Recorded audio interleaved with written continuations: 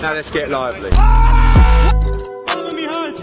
I'd like to take this chance to apologize to absolutely nobody. Oh, don't be scared, homie. I'm not surprised, motherfucker. Grab his dick and twist it. Oh my god, dude, it's an MMA fight, dude. You twist that dick. Twist this dick. Tradies and gentlewomen, it is indeed time for the thousands in attendance and the millions watching along at home. This is the A-Plane Tornado podcast, the fight podcast for the common man. We're coming at you live over Zoom. With me, as always, is the man, the myth, the legend, the Griff. How you doing this week, buddy? We're coming at you live. Fuck it, we're doing it live. Yeah, fucking, I'm doing all right. You know, it'd be better if the people went and did what they have to do to help us help them enjoy themselves. And you know what you have to do, people. They'd want to fucking know. I've said it enough times, Ned. You know. So. Are you going to say it again? Or? No, fuck them. Get behind us. Go over to whatever socials suit you the best, and do whatever you can on that platform, I guess. That's it. Whatever one you use, you'll find us. And if you're looking for any Veggie Bake content, it's now on its own channel over on YouTube at the Veggie Bake. I haven't actually sent you a fucking timetable, I realize, but have you sort of? Nah, I reckon I could swing it.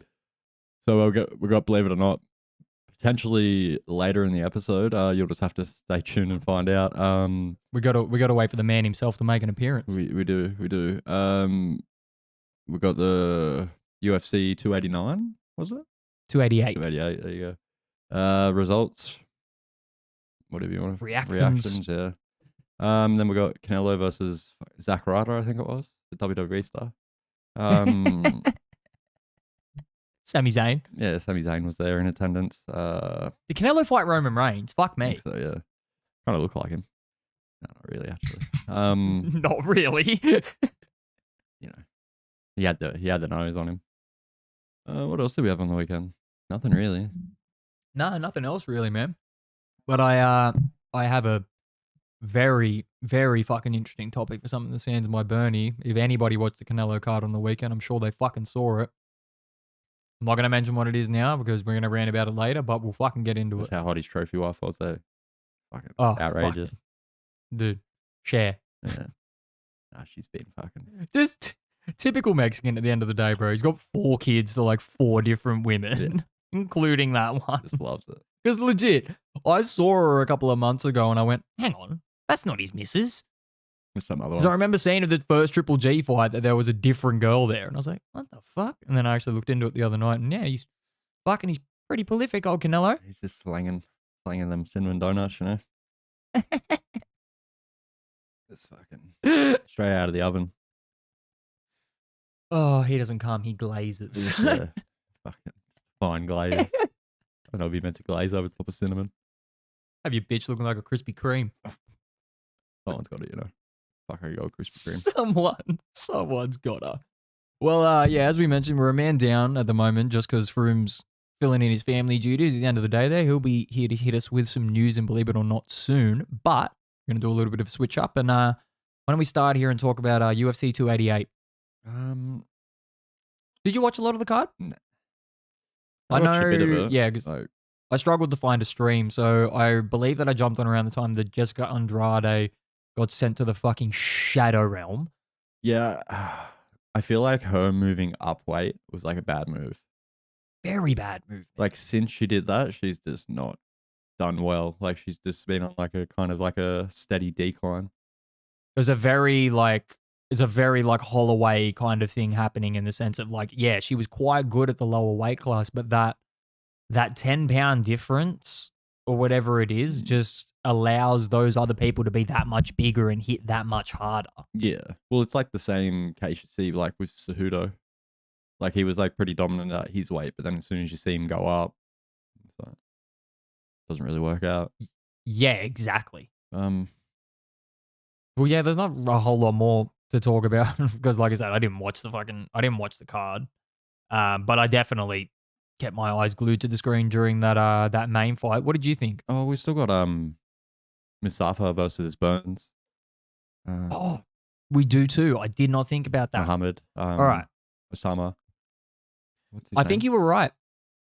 What did I? Remember when you said, I believe it was last week or the week before, when you said that you were worried that Gilbert fighting at the pace that he has, in the sense that he's had 3 fights in such a short period of time, is going to take a toll on him. Yeah, it always will, especially like he hasn't had easy fights. Like he hasn't just gotten in there and kind of like steamrolled through his opponents. Like he had Kamzat, then he had fucking Masvidal. He fought Neil Magny at the start of the year. I forgot about Magny as well.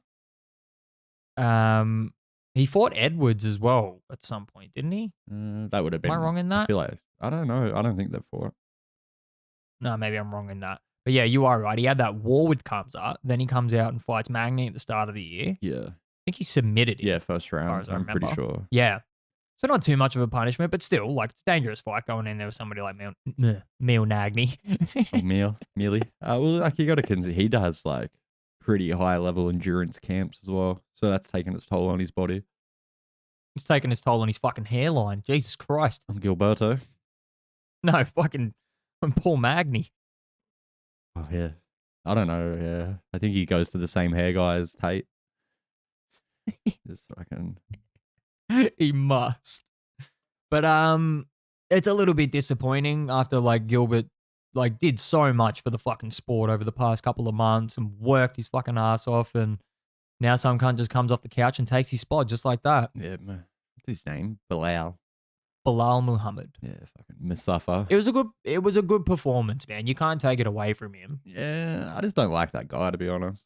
Yeah, I don't like the way that he acts. I don't like him as a person. No, I'm pretty sure he went into that fight with like a hurt foot. You see like a thing floating around, and he didn't bring it up, but you see a thing floating around in like the photos before the fight. And his foot's like super swollen, and then when he goes to get on the scales, he's like hobbling a fair bit.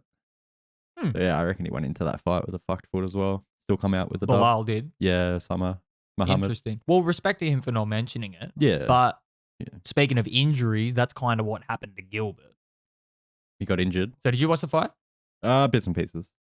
So what happened in the first round is I think Gilbert shot for a takedown and Bilal tried to stuff it, and both of their weight fell on top of Gilbert's left shoulder. Yeah, I did see that actually, yeah. He fucked his shoulder up, man. There's definitely something wrong with it because he didn't throw jabs for like the rest of the fight. Yeah. Which completely negated his offense. He's moving back, like counter punching. Like he just couldn't do anything, man. Yeah. Because Rogan made the point in like the 4th round. He's like, there's literally 0 point in throwing a right hand unless there's a left hand coming before it. He's like, because you can't what was the word that he was like, you can't hide it. Yeah. Yeah, he's just like looping shots out there. Exactly. If I'm standing there throwing a backhand at you consistently, you're going to see the motion of my body every single time. Yeah. And you're going to go, he's throwing a backhand. You're going to slip. You're going to counter. Yeah. Yeah, I didn't know that he got injured from that. I seen it though. Kind of looked like he fell pretty bad. Like didn't look. He fell quite awkwardly on it. Yeah, it didn't look pleasant. I don't know. But like I said, there you go. I don't know where that really puts Osama Muhammad in the rankings though. What was Burns, like 3rd? 3, I believe. Yes, that probably shoots Mustafa up to 3rd. Because you've got, I assume Usman's still at number 2, and then Covington's like the number 1 contender. Yeah. Well, Usman might be number 1 contender still because he hasn't been beaten by a contender. Potentially, that would make sense. But he's also not looking for that rematch quite yet. Oh, he doesn't want that Edwards rematch, bro. He's talking about going up to 185 and fighting Kamzat. That's terrible for Usman. Yeah, 100%.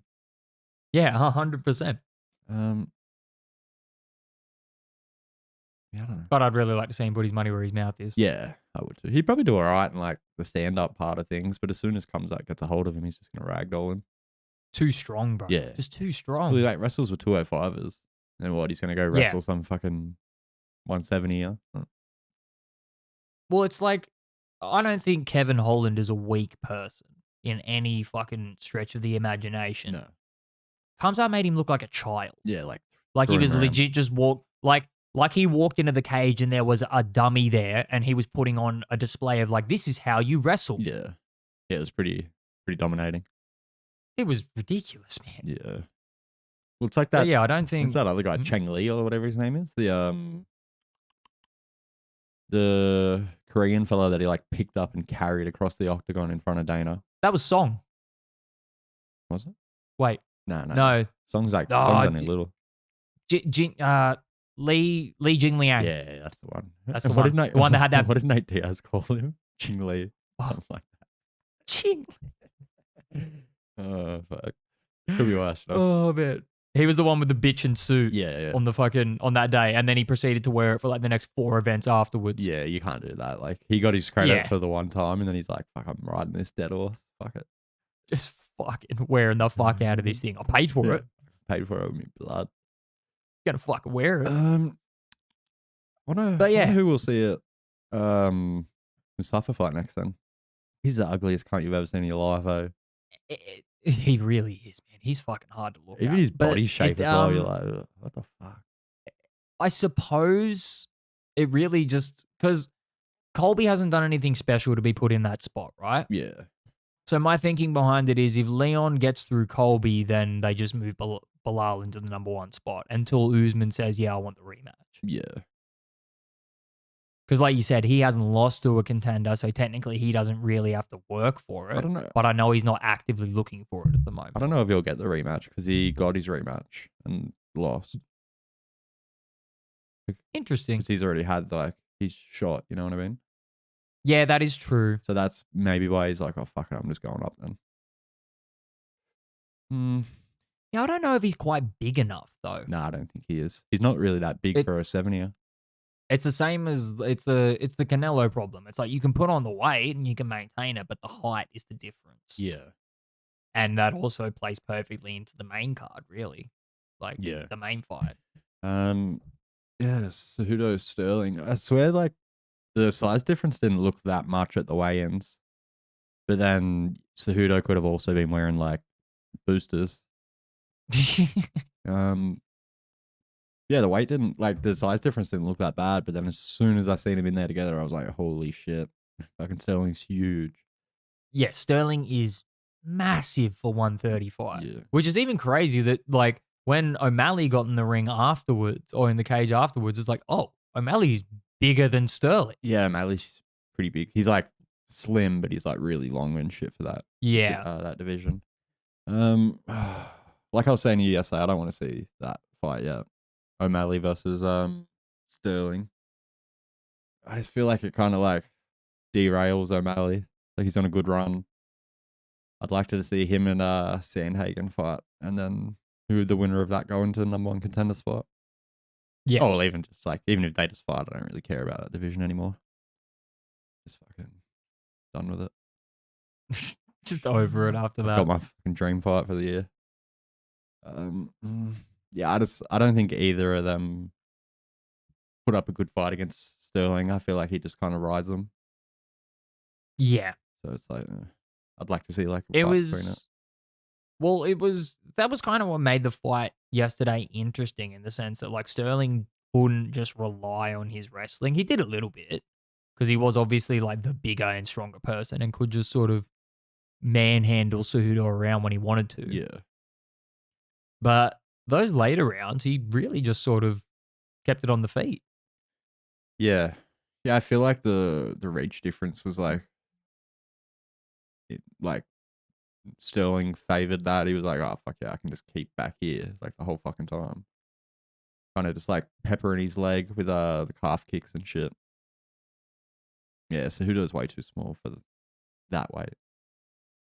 There was numerous times where Sterling would like throw a jab and barely make it back out of range, and Cejudo would just be swinging at air. Yeah. Oh, dude, there was like a part of the fight at some point where it's like, I think Rogan was talking about Cejudo's reach, like just not being long enough. And like, as he said it, he just threw the biggest, like, imagine seeing like the least trained person you could see throw a punch. Like, he just throwing this big, like, air haymaker. It was fucking atrocious. Just big swing, no ding. Good timing though. Like, yeah, Ryder's Rogan's like, you know, the reach. And he's just like, yeah. I don't know. Maybe Sterling's better than I give him credit for as well. It's hard. It's one of those things. It's the I'm gonna start referring to it as the I need a word. I'm so bad with words lately. I'm just gonna call it the Mayweather problem. In the sense of like people become too much of a dick for you to appreciate their actual talent. Yeah. Like, it's just too hard to look. It's the same as, like, there's so many people that you could say it for. People probably think that way about Connor. In the sense of, like, he's just a loudmouth cunt now, but you can't deny that he's one of the most talented martial artists on the planet. Yeah. If he chooses to be. He was also always a loud motherfucker, though. That's it. It's not like, yeah, he was any different kind of thing. And it's the same as everybody, really. Like, Cejudo was always loud. Mayweather was always fucking loud. Yeah.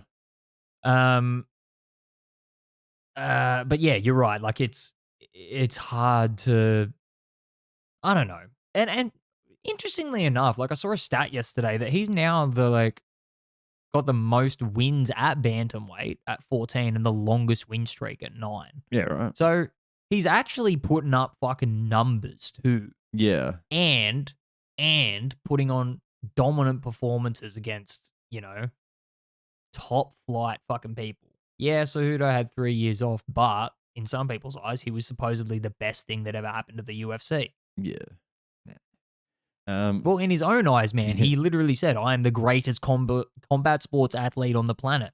He ya? got a lucky win over Demetrius Johnson. If he'd never got that win, like, we're not even having any conversation about Cejudo. There's so many people that fit into that category. His missus is We'll taller. call that the Cambosis conundrum. Oh, Viva la whatever the fuck you're writing about. Can we fuck that guy? Oh, Viva la microphone. Oh, Viva la screen. Shut up. You fucking tosspot. Viva la, I'll announce a fight next week, but then actually won't. Oh, It's coming. Viva, It's fucking coming. Viva the biggest thing that's ever happened in Australian boxing, and he's going to fight fucking the most unheard of person I've ever fucking never heard of. Like, who's this next Legit, guy? He's I fucking imagine- fighting? All I imagine is him announcing it to a fucking, packed press conference. Like, I'm fighting Maxie Hughes, and it's just dead silence, and one come from the back of the room goes, Yeah. Yeah, it's like, well, what? Who the fuck is that guy? supposedly a former world champion in some degree, but I don't Oh, who knows, cares, whatever. Viva la It's championship. one of belt. those things. It's like, I don't give a fuck until you're in the ring, cunt. Like, just do it. Stop talking I'm about it. sick of him big noting himself, hey? Like, we get it. You've done a real good thing. Australia's stoked for you. Well, they were, but now you've just fucking...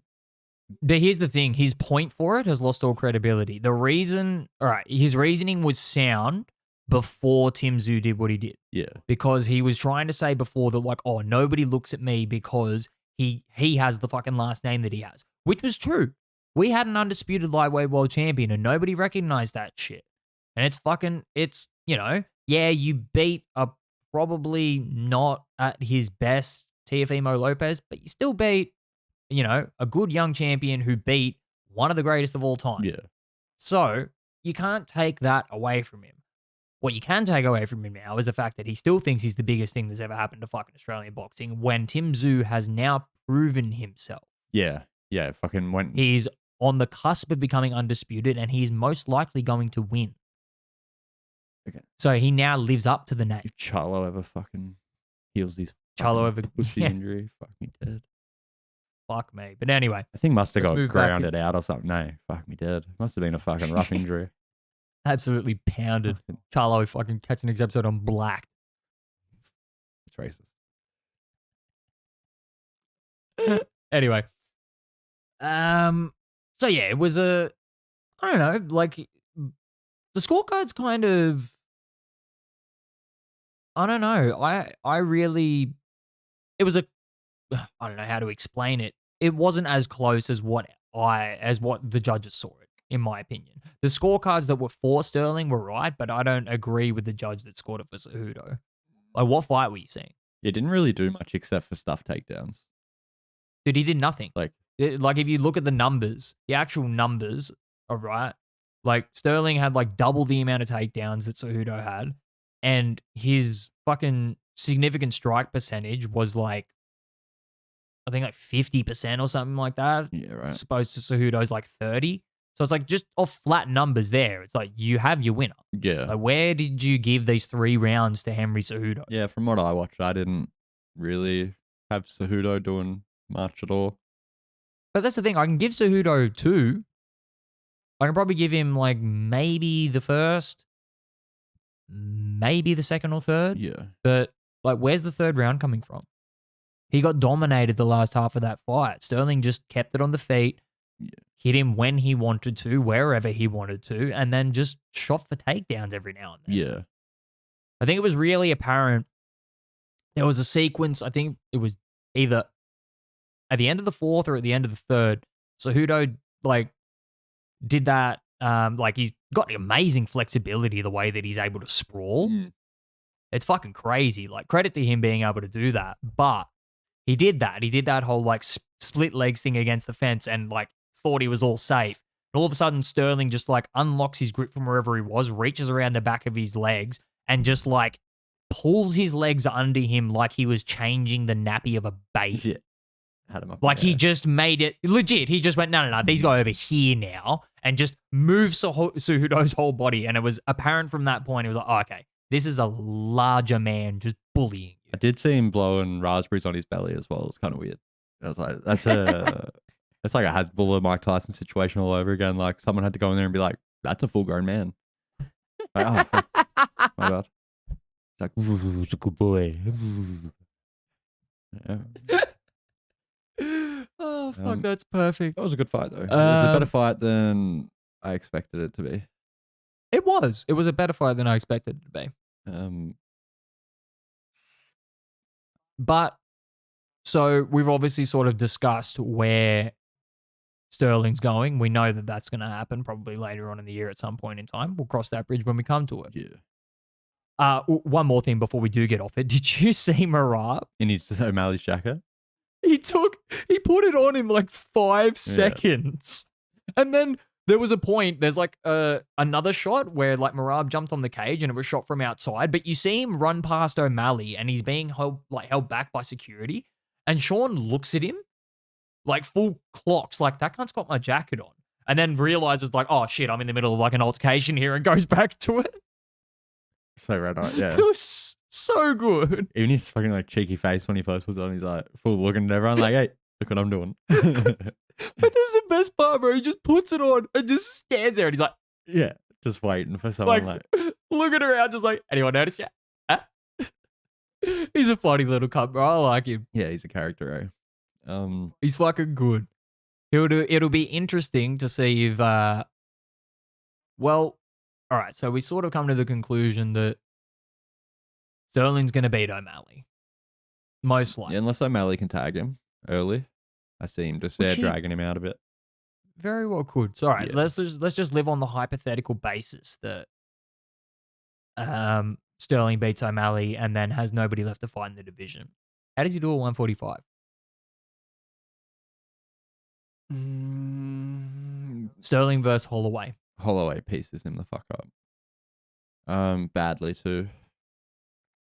I don't think he could like use his wrestling as much at that weight because he's not going to be like as big, as strong. No. Like most of the featherweights are going to kind of size him out, I feel. Yeah, I don't feel like he does really good upper weight. Like Volkanovski's already proved the point that it's like you can't go in there and just throw him around. That's not going to happen. No, well, exactly. Like, what's Sterling going to do against Volk that like Islam couldn't? Yeah, that Islam couldn't at probably like 20 pound heavier. Yeah. Yeah. Because there's only, so like, Sterling's big right now, but I guarantee you he's another like 25 pounds bigger during the week, which is what Makachev probably would have actually been at on fight night. Yeah, it would have been, huge. Considering the whole fucking IV controversy and bullshit like that. Yeah. Freem should be in the next 10 minutes or so. Oh, nothing. Obviously, it went away just like fucking everything else does. Oh, we'll talk about it for 5 minutes, make it act like it's an actual problem, and then somebody's palm got grease, so we'll fucking throw it into the ether and let it disappear. But, so, Cejudo's going to keep fighting.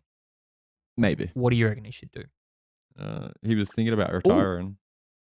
Interesting. Froome did mention something at work today that apparently Brandon Moreno reached out to Cejudo on Twitter and said, don't go nowhere. I'm coming. That's a fun fight, though. That is a fun fight. Yeah, he full said no belts, no nothing. We'll just get it on. Yeah. Which is fucking, it's good to see, man. Yeah. Yeah, it's good to see, like, super fights wanting to get made. Not just because, like, oh, fucking need this amount of money. It's just like, Morano's just like, oh, I want that fight. Yeah, that's it. I just want to beat on that dwarf. I'll do it for 3 pop finals. That is the biggest. As long as long as none of them are of him. Yeah. That's a fun fight. But yeah, what do you reckon Cejudo does? Do you reckon he just sticks around at 135 now? Nah, Because it's quite obvious that like if Sterling's gonna do that to you, O'Malley's gonna do that to you, Sandhagen's gonna do that to you. yeah. Dude, Song Yudong's on a fucking roll at the moment. Like You don't want to cross Yudong in a fucking dark alley. I'll tell you that. if Yudong gets his hands on you. Oh, I reckon Yudong would just outweigh him, outsize him, just slap him around. Cejudo doesn't want that fight. No. Yeah, Not at I don't all. feel like that weight's good for him. He's a bit small. He was a bit small at the weight under, but who holds the belt at the weight under? Morano. Is it Morano or is it Figueiredo? Morano. They go back and forth. Morano Yeah. beat him last time. Yes. Yeah, he's probably got a good chance of having like a bit of a run at 125 if he goes down. I don't think it'd be hard for him to make the weight again. He's not huge.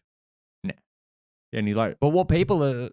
There you go. he's like kind of bulky for like 135. Like he's not like full slim down at weigh-ins or anything. He like keeps a bit of weight on. Which might be to his detriment. Has he ever fought at 135 before?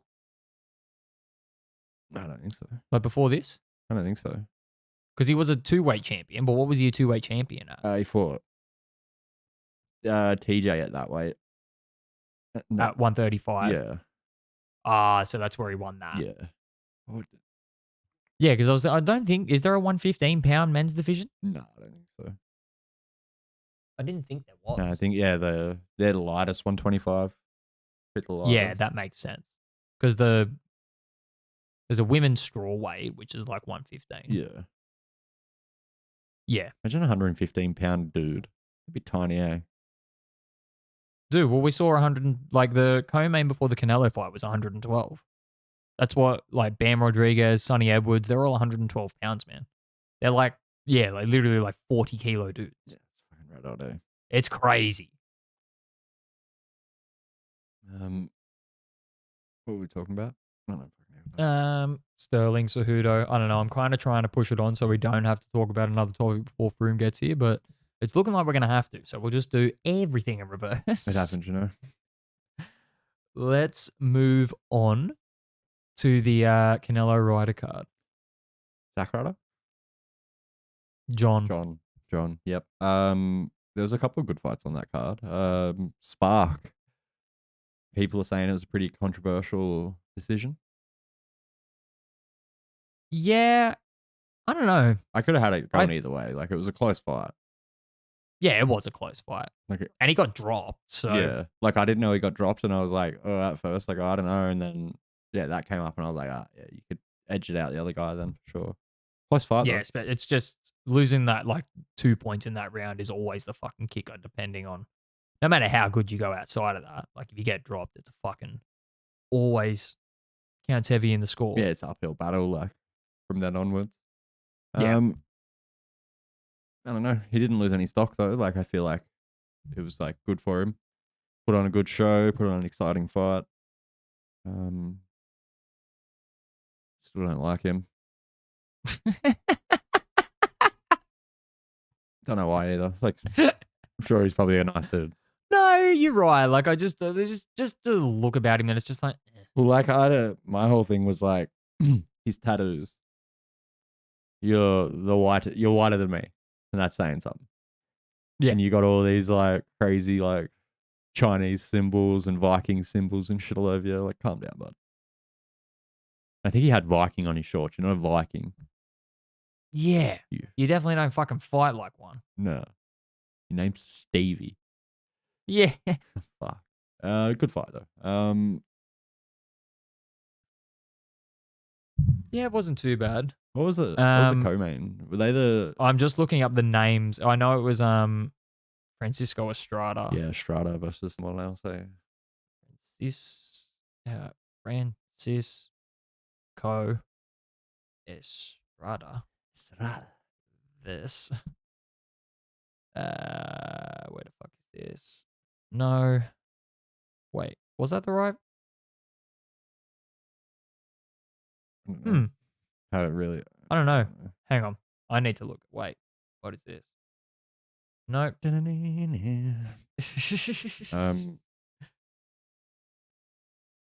Batista. Someone Batista. Yes. Yeah. That's it. You got there. So it was fuck. Was it Estrada or Martinez? One of them. Anyway, some dude at 112 who's not Bam Rodriguez or Sonny Edwards and holds a world title fought on the weekend. He did. And it was a fucking good fight, man. It was you know, I expected to see more spine busters, a couple more Batista bombs, but you know, sometimes you just don't get what you want. And that's fine. Did he come out with the fireworks? That's fine. He did come out with like the pyro going off in the background. It was dope. No, yeah, that was a good fight though. Them boys were throwing heat. Did it go to the decision or was it a stoppage? I think I missed the end of the fight. It was a stoppage in the 9th. I'm still just trying to find the fucking names of them so we can get them right.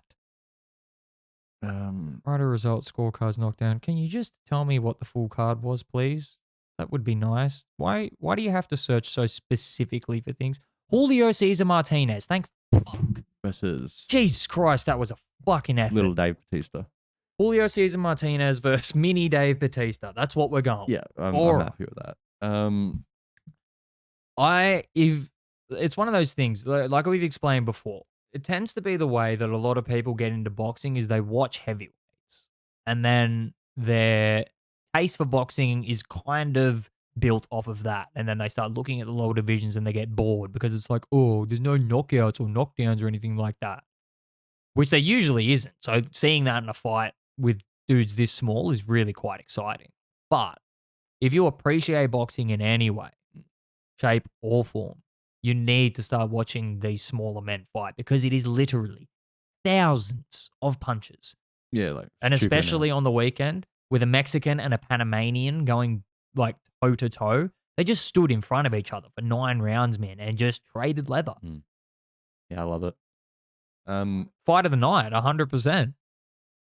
You can't go wrong with and it's like fast paced. It's not like shot here, shot there, save a bit of energy, shot here, shot there. Like these motherfuckers just throw.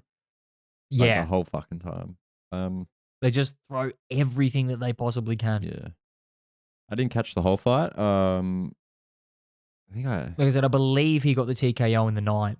And it was one of those things of he hit him with a good shot, but he'd also hit him with literally probably about 1,000 shots before that. So it's more of a compounding effect rather than a just one-shot KO. Yeah. I did see a kitchen sink in the ring at one point. So yeah, it wasn't from hitting him with enough. He fucking gave it to him. So that was for a belt? I believe so. Maybe like a WBA or something like that. Because Rodriguez is the WBC champion. Because yeah, they actually fought 12 rounds, which was acceptable. Yeah. Yeah, fuck Stevie Spark. Canelo versus Ryder. Interesting. I don't get why I just don't get why Stevie Spark was like, he's a champion to some degree. Like he won a belt against Montana Love. And then he goes to fight a 10-round fight or an 8-round fight. It's up to like your discretion, I think, and the contract and stuff like that. So I think for like proper world titles and stuff like that, you have to fight 12. Yeah. But I'm not sure if that was like a proper world title. No, it's a little fake, like Audi version. Because he's at 140. So champion at 140 for that is Josh Taylor. Josh Taylor he doesn't hold the WBC anymore. Okay. Fuck, those cunts are getting a hiding later. That's who's. Oh my God. Oh, he's fucking getting it. Fucking fat cunt right at the top. Someone's got it, Someone fucking has to. Yeah. But like I said, interesting. There's a whole lot that comes out of this. Canelo. Not a whole lot that went into it. Canelo and Zach. Which is why a whole lot comes out of it. It was a lackluster fight, man. Yeah, it wasn't that exciting, really. Groom said it best himself. He put in the group chat straight away after he finished. He's like, why the fuck did I just watch Canelo fight that cunt for 12 rounds? He's like, he should have knocked him out. Yeah. Should have knocked him out numerous times. Well, he dropped him in what, the fifth, fourth, fifth, The second. second? It's close. No. Wait, maybe. I thought it was the fifth. It was like it was early on. Yeah, it was like, It was in the first half of the fight. yeah. That's right. He like split his nose or like splattered his nose in like the second. You see the slow-mo of that shot? Yeah. There's like no blood on Ryder's face. Canelo hits him and then it's just blood from here to here. Yeah. Yeah, he busted that bad boy up. Oh, yeah, he broke his nose for sure. Um, So he still hits like a truck, but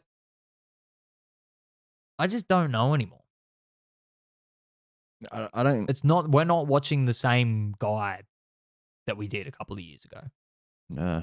Well, it's like ever since the Bivol fight, you've seen like a change, I reckon. Because who did he fight after Bivol? He came out and fought. Triple G the third time. Yeah, Triple G, which was like not as exciting as the second one. Not. Yeah, but that's also because like Triple G is like the same as like what Canelo is, like the same thing that's happening to Canelo, but just a more advanced stage of it. Well, like just losing a step. Just losing a step past your prime, man. Yeah, well, Canelo doesn't have like the same defensive prowess that he used to have. Like he doesn't get out of the way of shots as well. Like he used to do that like cheeky slip thing that he like does on the bag. He doesn't do that anymore. He just kind of takes shots.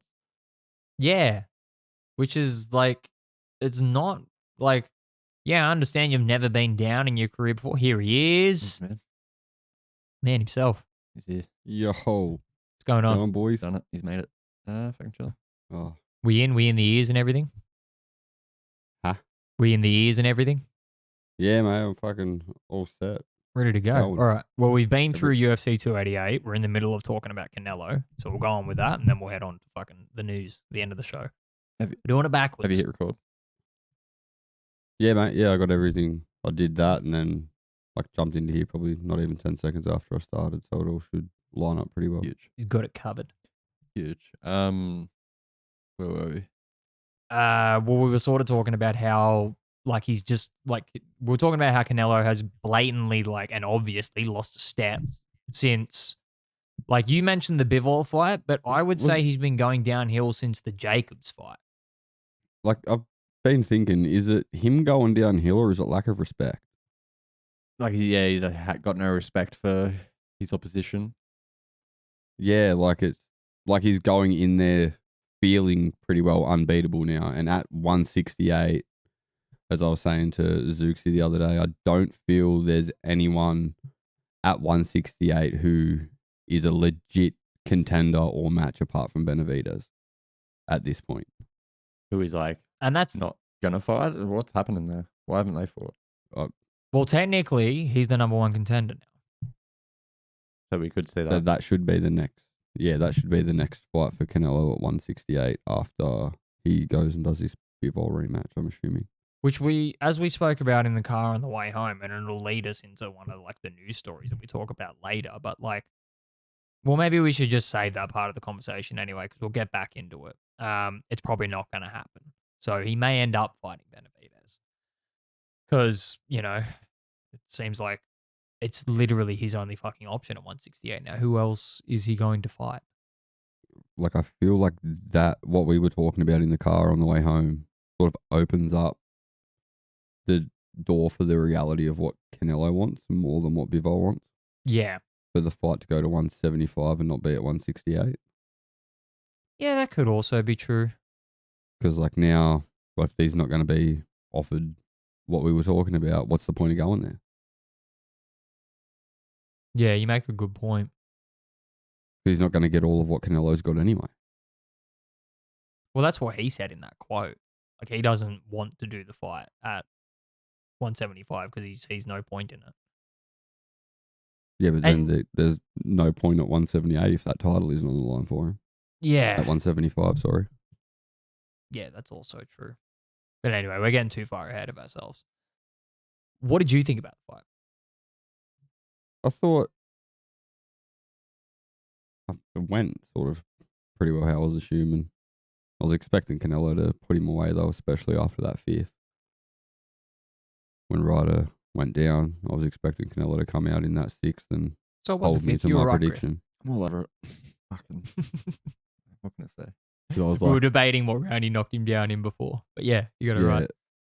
yeah, it was the fifth because I was like, fuck, come on, you've got to come out now and put him away in the sixth and make the prediction wizard's fucking prediction come true, you dog. And then he just didn't do it. Do what he knew. He fucking just took his fucking foot off the pedal. The cunt. Well, legitimately, it looked like he took his foot off the pedal after that. He was picking up the pace through those earlier rounds, and all of a sudden he just went back to that whole standing there, sort of taking shots. Because that's the point that like Griff made before of like, what happened to all the slick defense and stuff that he used to have? Well, it kind of actually like plays both in the sense that he said that, and then you came in here and said that it seems like he has no respect for anybody. Maybe that's just it. Maybe that's the reason he's not moving his fucking head anywhere anymore, because he doesn't feel like he needs to. Like I don't feel like he didn't get tagged with like 2 clean shots from Ryder, like combinations. It was more that uppercut on the inside that was landing. Yeah. Yeah. And then he'd throw it, like go to throw it again, and Canelo would like pull back and get out of the way. Like I don't know if it was to encourage Ryder to keep coming, or if he's just, not too concerned about his head movement, or just a fucking lack of respect for everybody at 168. Yeah, maybe lack of respect kind of makes sense.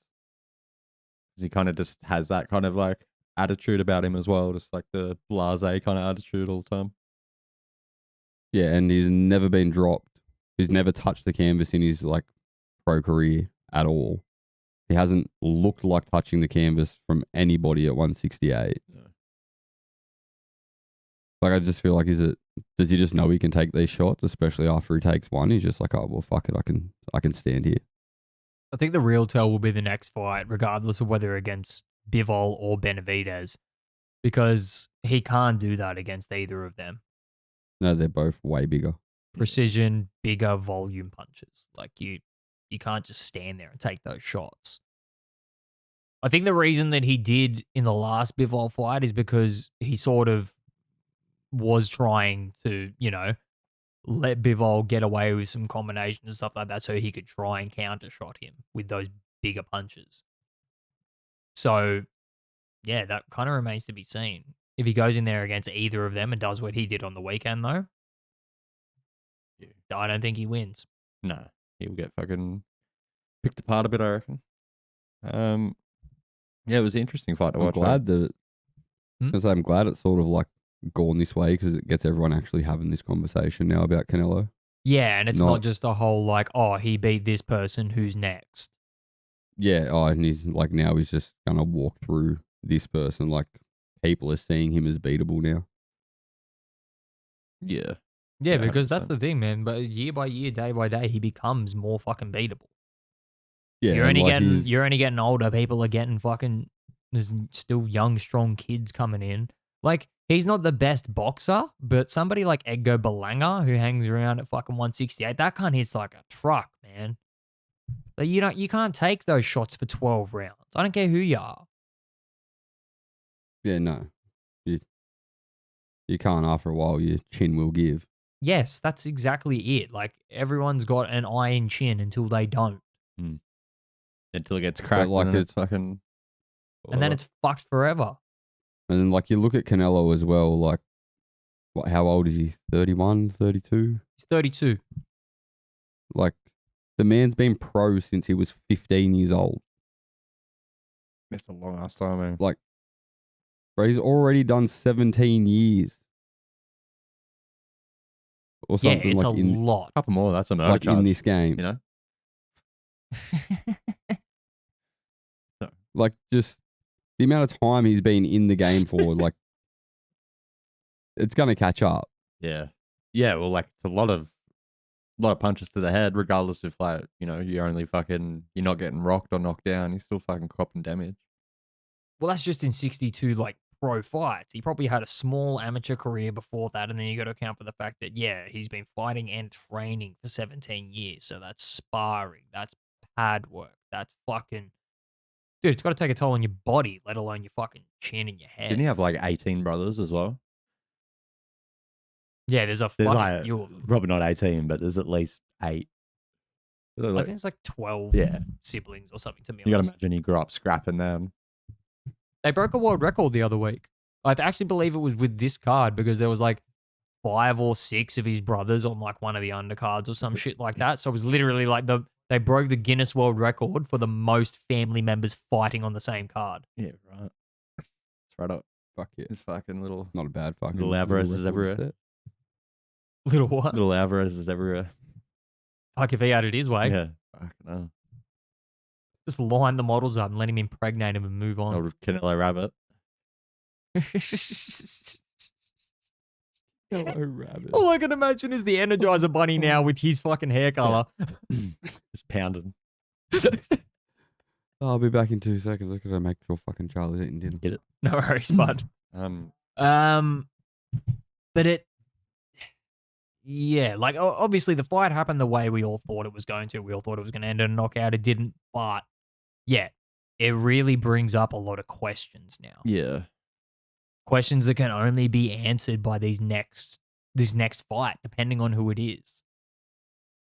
If that's pending the fact that it's Bivol or Benavidez, and most likely it should be one of those two. Do you reckon he's putting too much time into like other shit, like golf? He seems to be investing a lot of time into his golf when it's like you're the undisputed champ. You should be like investing all your time into like that. I don't know. It's one of those. Well, like Froome just made the point. He's been a boxer for 17 years. Yeah. Maybe he's just fucking sick of it at this point. Yeah, which makes sense. Like, I don't know, golf could be his like backup plan. Like, fuck, I only got a couple fights left. I'm gonna fucking be a pro master or whatever they do. I don't know. Yeah. But it's the and thing. he It's was- like when you're the guy that like everyone, like people that don't know boxing know Canelo. Yeah, yeah. Everyone He's a mega star. everyone knows a Canelo. And like the amount of money he would have made out of this sport already. Mm. Like, you've cemented your legacy. Like, do The you old- need to take much more Yeah, punishment? he's got fucking The old child adage support to may pay. the fucking old adage may ring true, and fucking it's hard to get up and do road work at 5 a.m. when you're sleeping in silk sheets. Fucking oath. And then what was that deal he signed with DAZN? Like, I know he ended up out of it because of like De La Hoya not giving him the exact details on the contract. But like when he signed that, it was like, 375. for 11 fights over 5 years, 375 million. Yeah. And that's just the like- down payment. He's still got more on top. It's right all day. Like, just fucking, at what point do you just say, I don't need this? Yeah. And that's the danger. That's the most dangerous thought you can ever have as a fighter. Yeah, yeah. Do 1 I foot in, 1 really foot need out. this? If you have that thought, get the fuck out. And most boxers are retiring at, 36, 37, probably like 40 most of the times, like the maximum age they'd like retire. Like, if Canelo sticks around till then, he's been in the game for 25 years. How many fucking boxers do you know stay professional like that for 25 fucking years? Yeah, not many. Like, that's like, surely he's got to be getting close to hanging them up. It's fucking, it'd be unheard of if he did that.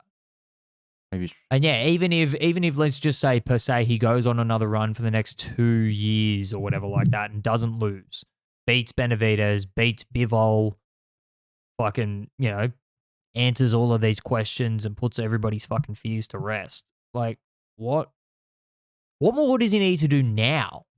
Let alone, like, I know that in his own head he feels like he needs to beat Bivol, but he doesn't. Yeah. His legacy is and, cemented. Like, I just want to jump on before any cunt goes, oh, these cunts are saying Canelo should retire. It's not what I'm You guys saying. frozen, or is it just I'm just me? saying, like, at what point does he get to that stage where he goes, I'm fucking 33, I've been here 18 years. Like, what more do I need to prove? Yeah, yeah. Well, he's like gonna go down as one of the greats of this generation. Like, I don't feel like he can really do anything at this point to cement that any further. Once he goes and fights Bivol, loses again, that kind of puts like a chink in his fucking record. He goes and fights Bivol, wins, everyone's just like, oh, whatever. Like, fight him again. We want to Yeah, see a like trilogy. So, it doesn't really go anywhere. Yeah, not really. And then if he beats Benavidez, everyone's like, oh, Benavidez was a bit young. Yeah. Yeah, and What if happened to Ned? Benavidez, yeah, I was just gonna say, he just real weirdly froze there. Why is he looking at us like that for him? Just this crazy look in his eye. Like, Fuck these cunts talking yeah, I about. was like, all right, we're fucking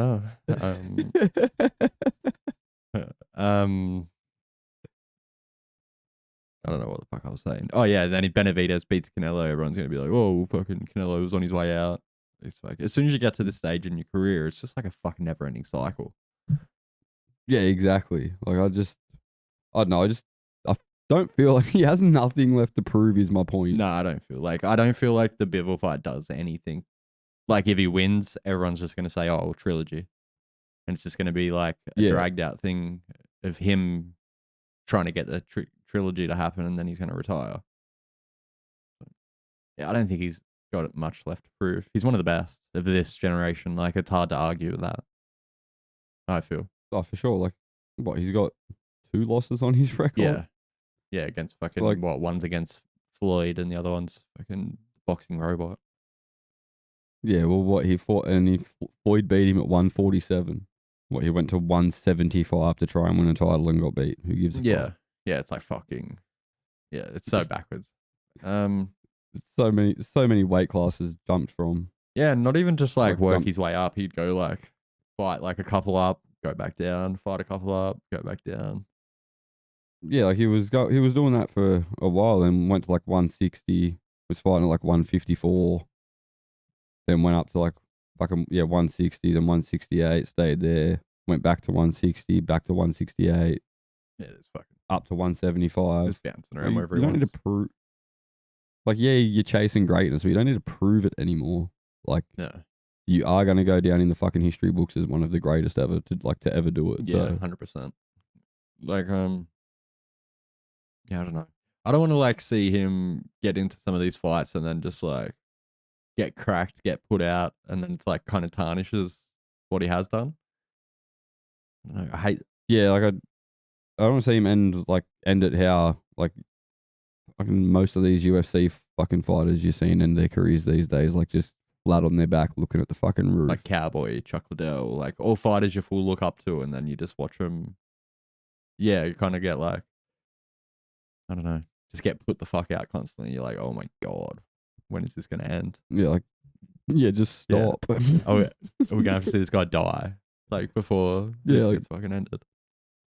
Yeah, that's the shit. That's the shit I don't like seeing. So I hope Canelo does. I don't hope he gives it up, but I hope he does it at the right I don't time. know. It kind of sounds like you want him to retire for him,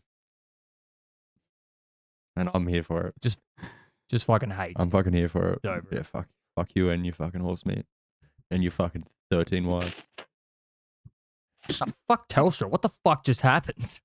I don't know. I full sat there for like 2 minutes because I'm like, oh, the call must have dropped out. And then I'm like, wait, why is nothing happening? Right, we were thinking the same thing. I kept looking over at you. You were just like, it's like, why isn't he? You're just frozen there. Why isn't he saying anything? Just furious. Yeah, I mean, fuck. Oh And no. I was like, what happened to Ned? And then it just like you just dropped out completely. What happened, you know? What happened to Ned? Was he ever there to begin with? It was just like a still shot. It's like, oh, how do you pause your screen and Yeah, fuck I didn't off? even know you could do that. Just pause it, make it look like I'm still here. Fucking dope. Ruby's talking to Sarah later and he's like, oh, Ned dropped out of the podcast and was all fucked. And she's like, who's Ned? No, what the fuck you talking about? You don't know a Ned. What are you talking about? But yeah, Where were we? Froome wants Canelo to retire. Don't say that, Froome. Why would you do that? That's fucked up, eh? He was fucking shit. Just give it up. Got fuck hair. He's got red hair. The cunt. Should have quit after Mayweather beat him. Yeah, fucking. Should have fucking retired then. He showed he was no good then. Yeah. What's next for Ryder? What's next for Ryder? Do you reckon though? Maybe a run at the WWE title. For just like Get thrown down a pair of stairs by Brock Lesnar. yeah. Hey, who was that? Zach McGowan without the Mac. I don't know why I always just fucking think Zach McGowan. Yeah. I don't even know. He was a one-legged wrestler that Brock Lesnar beat up in front of his mum and then threw him down a set of stairs in a wheelchair. Holy fuck. Just- WWE is whack, isn't it? It tamed down Fuck a yeah. lot, but like it was a crazy thing. I remember when Big Show threw Kurt Angle off the top of some big fucking like 3-story thing, and it like pans over the fucking balcony, and Kurt Angle's like laying with his leg all weird, bleeding from his head. But anyway, Wrecked. yeah, So is there really, I don't know, is there much more to touch on this fight other than really like the question, we have questions now. They just need to be answered by the next person that he fights, pending that it's one of these two people. yeah. Or he just needs to do what Froome says and fucking retire. No one fucking likes him anymore anyway. He's got fucking red hair. Got no soul to cut. Fucking Fucking soulless. cinnamon. I'd like to see the Bivol fight. I'd like to see it at 168. What are you doing? Just podcast, bro. Oh, you're trying to focus. I see what's happening. Trying. It's fucking not working for me, really, at all. Like, do I exist? I'm just a blurry mess for the rest of the fucking episode. Apparently, You're just blurry. Yeah.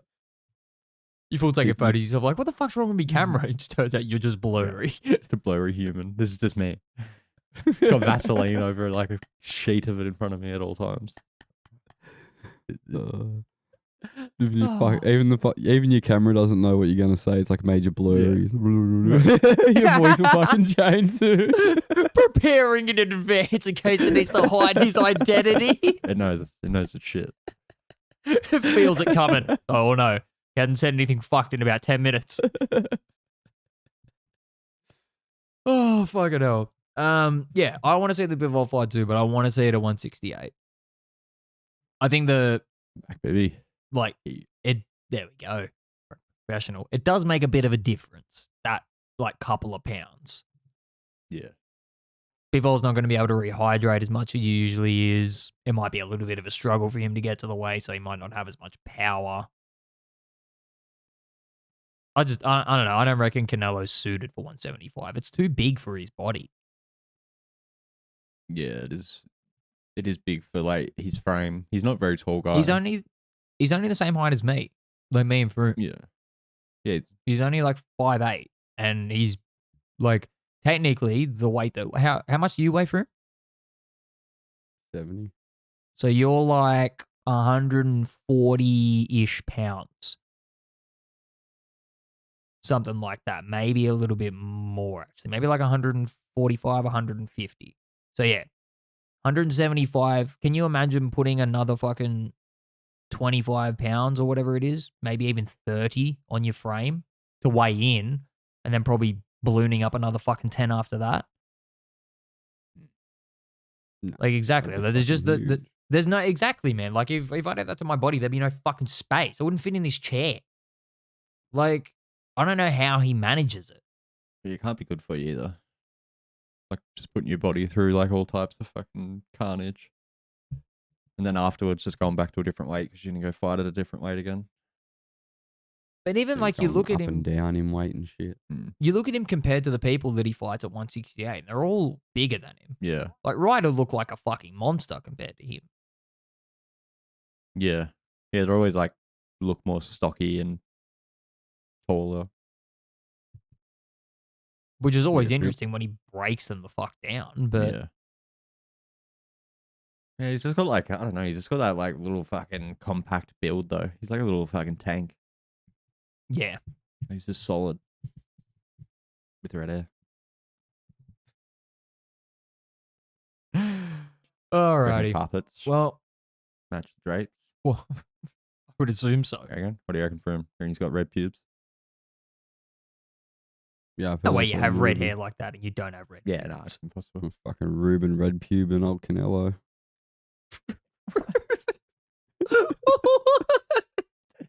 I don't know what that is, but I love it.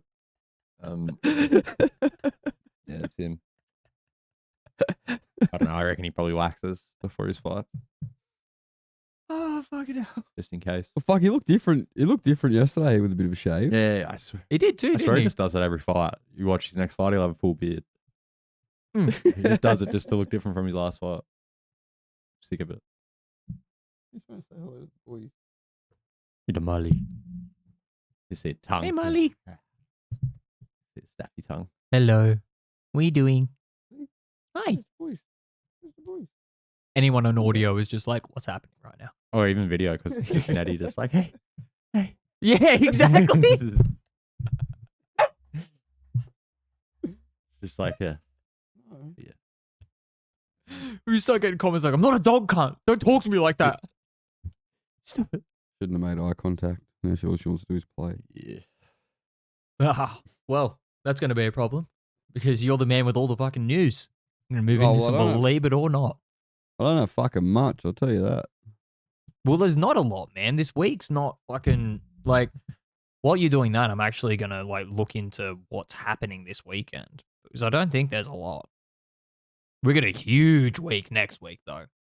Next weekend is there's a decent UFC fight night on, and we have Haney and Loma and Katie Taylor versus Cameron. 2 undisputed fights, 1 day. Huge. Fuck yeah. Massive. We got Maloney this Fucking weekend. nice. This weekend the 13th. Yes. So we got Yeah. Jason Maloney versus Vincent someone.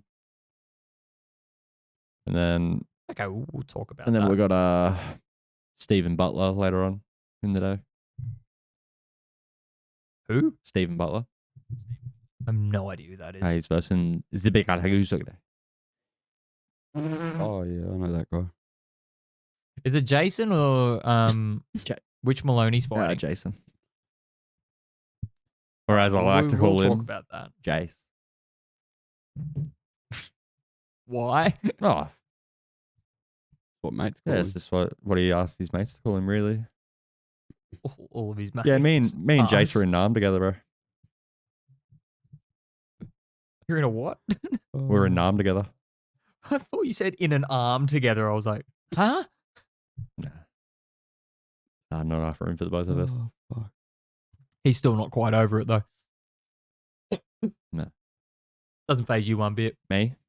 I'm pretty hard to face, Ned. What's a arm? I think it's stuff you like have with the butter chicken.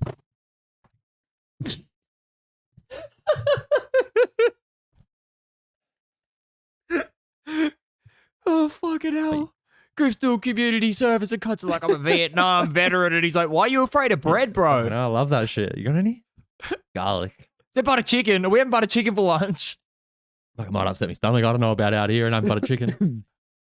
Yeah, but Jason Maloney. Fighting for a belt, isn't he? He is fighting for a belt? Yeah. Vincent Yeah, he- Astrolabio. Yeah, I like to call him Vinny. So Vinny versus Jace. It's gonna be a good one. I can imagine.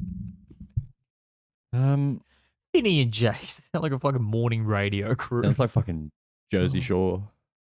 Just Vinny and fucking Jace fucking heading down with Snooki out of the club. Fuck off. Oh my god, that show was fucking terrible. It's also like kind of funny, but It's one of those things. I always made the point because I was subjected to watch a lot of it, right?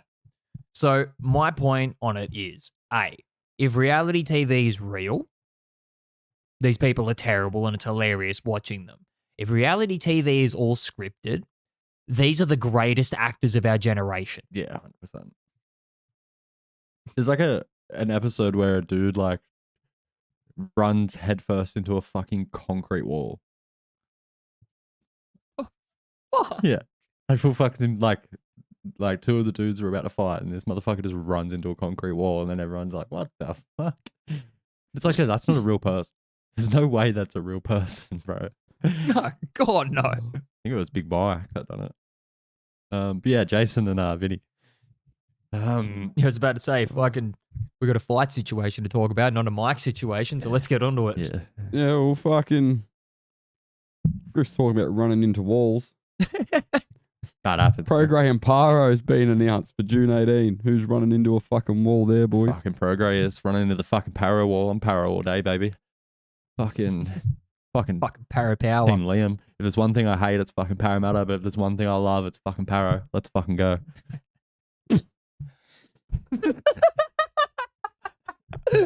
Leaves. I don't know. I seen Paro come out. He done like interviews today, like the fucking media interviews. He come out and he said, "I'm going to give Prograis a boxing lesson." Yeah. I haven't seen Paro fight enough to make that judgment call. I mean, yeah, we've really seen. Prograis not a great boxer. Paro's He's good. Paro's pretty good. Like he's slick. Prograis relies a lot more on his power than what he does his actual boxing ability. I feel like that's what Brock Jarvis relied on too, and look where that got him. Fucking face planted. Obviously, Prograis is a much better fighter than Brock Jarvis. I don't know. I like this for Paro. It's definitely a good step up. Yeah, well, he's coming off fighting for an interim belt because he had that orbital fracture or whatever the fuck happened. Yeah. And then he got put into another shot, and then the old mate was like, "Oh no, I don't want to fight Paro. Fuck that, I'm out." I don't think that's why he didn't fight, but he bailed. Now they're fucking champ. So this also coincides with the news that Prograis has been signed to Matchroom, right? Yep. So that was also announced over the week. I think it was a tandem announcement from Eddy. Yeah, I believe it was. That is fuck Jason. Is that what we're saying? Skipping past him.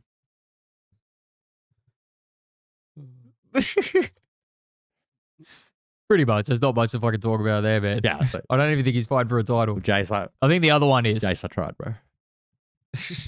I'll see it. We'll talk about Andrew next week anyway. We're talking about Sam Maloney. The parents will be happy to some degree. Jace, but that means barbecue's not on Sunday. We're doing it next Sunday. Fuck, didn't even let me know, bro. Didn't even message me nothing.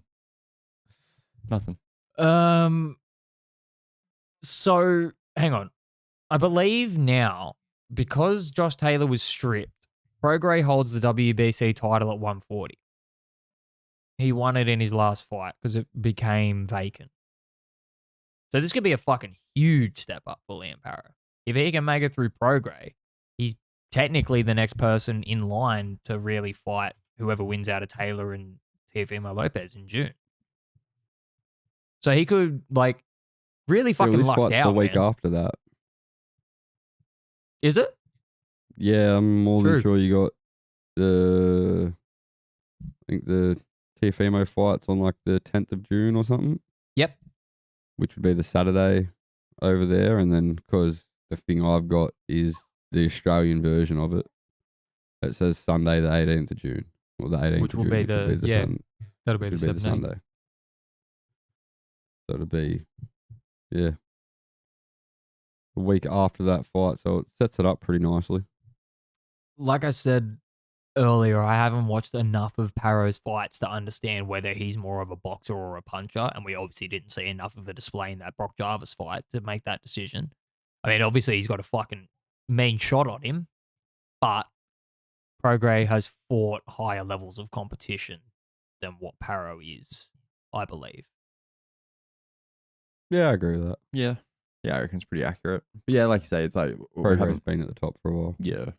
We haven't got to see much of Paro, so it'll be interesting to see how he like shines under the big bright lights and whatnot as well.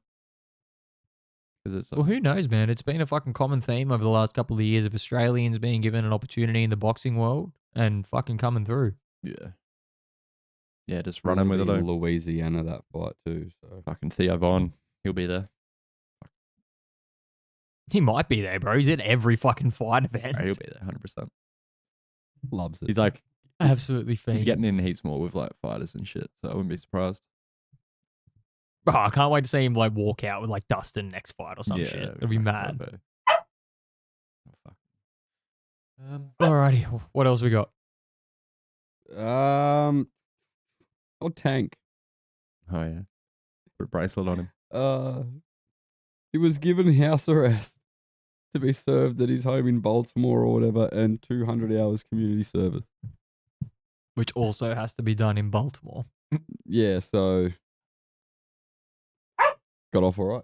I wonder what he'd be doing for community service. What do they do over there? Do they pick rubbish up and shit? Yeah, you would assume so, something like that. I'm just seeing Baltimore, probably collecting fucking bullet shells or something. needles. Needle.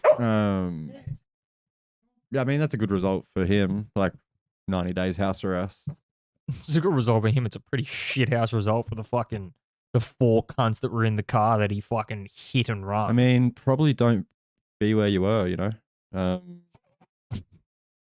Wrong place, wrong Yeah, time. exactly. Like if you just weren't there, fucking, we wouldn't even be having this conversation. So in reality, you know, you've only got yourself to blame. Celebrities just get away with whatever the fuck they want. Oh, eh? dude. Yeah, it's fucking ridiculous. Fucking it's amazing. what Like, it's money can do. actually ridiculous. Like, if you sit there and read through the charges and shit like that, it's like any regular person will be going away for years. Yeah. But it's just because, Yeah, because he's obviously, celebrity. the right people were paid. Yeah. Which is actually true. He reached a civil agreement with 3 out of 4 of the people in the car. The only person he didn't reach a civil agreement with was one of the people that he actually injured. So I believe that's why he ended up going to court through all of this. What's that? Oh, right. That one. And also, he pleaded guilty too. Like way back, like before the Garcia fight was announced and stuff like that, he went to court and pleaded guilty. So there was no trial. So that also sort of, like if he went and fought it, he might have went away. But it's sort of because he just went, yeah, I fucked up and did this or whatever, that they gave him that more lenient of a sentence. Yeah. Which, does it say in that article where he'll be doing his fucking home arrest? At his home. Just says in Baltimore. Yeah, in Baltimore. You know where he lives? At the home of his fucking trainer. But the trainer. And father figure. At the trainer. He lives at the trainer. Makes sense as why he's picking up needles. Fuck, he might live at the trainer if this cunt never got a hold of him, man. He's staying at the house of his trainer, Calvin Ford. So legitimately, he could sort out another fight in that period of time, have a 3-month fight camp, walk straight out the door and get on a plane and go to a fucking stadium. Yeah. Yeah. Yeah, dude, that tank. Spend Like, 3 months training and you'll be sweet. His life doesn't change. Oh, what? He Not at can't all. leave that place for 90 days. It'll probably make him a better boxer than he already is. Yeah. Let's make him have heaps of fights in Baltimore and that can be community service. And So congratulations to that fucking Baltimore judge, because you've just sentenced every other lightweight contender to fucking death. Yeah, you've done him a dirty. What the fuck? Tank just What, alone working. what's the only thing that Vontae Davis doesn't seem to have? It's focus. Nothing but focus for the next 3 months at least. 3 months of solid, just his gloves hit them. Yeah. Yeah, he's going to be a monster when he comes out of this. Yeah. Oh, fuck yeah. Okay, what else we got? Well, we'll jump to the other side of that fight, Tank and Garcia. Not that Garcia's left Joe Goosen. Yeah, fucking. That guy's a After- silly goose anyway. Fuck him off. Anybody that wears all denim shouldn't be trusted. No. Yeah, I mean, I'm completely about this. Everyone on that Garcia's team, fuck him off. Everyone that just had you sit at the press conference on your own like a fucking idiot, fuck him off. Yeah, Like, that was some real fucking weird shit. you got made. Oh, I got death threats. Higher security. Yeah, Garcia got made to look like a fucking idiot. You see some chick come over and tell him at some point. He walks over to him, looks around, where are they? And yeah, you can tell she's like, oh, they're not coming, eh? And then yeah, you can just see him. He looks like fucking gutted, man. He's like, fuck, Dude, at the end of the day, we're sitting here, whatever, talking this. There's the entire world talking about him. He's still a fucking kid. Yeah. Why the fuck wasn't somebody there having his back after his first professional loss? Where was his dad? Against the biggest fight? Exactly. Where the fuck was his dad? His dad's usually Where part was of his his brother? corner and that. Yeah, his brother was in his corner as well. Yeah, so where was, that's the thing, everyone jumps down the throat of, whoa, where was Oscar De La Hoya and where was Bernard Hopkins? Where was his family? Yeah. Well, we know Oscar was off doing drugs somewhere. Fucking dead. Oh, 100%. I'm getting death threats. Yeah, death threats from the fucking cocaine dealers that you owe money to because your fucking business is failing, you useless cunt. Yeah, fuck. Fuck that guy. Get him, Ned. Get him. Yeah, no, fuck. I feel for Garcia in that situation, eh? So I 100%. Yeah, I reckon just fuck everyone off.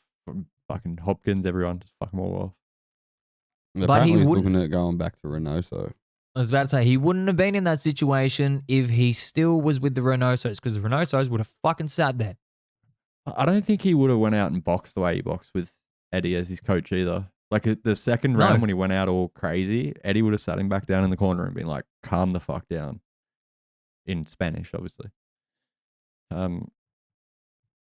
Yeah, Goosen, I don't know, Goosen just didn't seem to like have a reign over him type thing, you know what I mean? And it was one of those things as well. It's like, I don't know.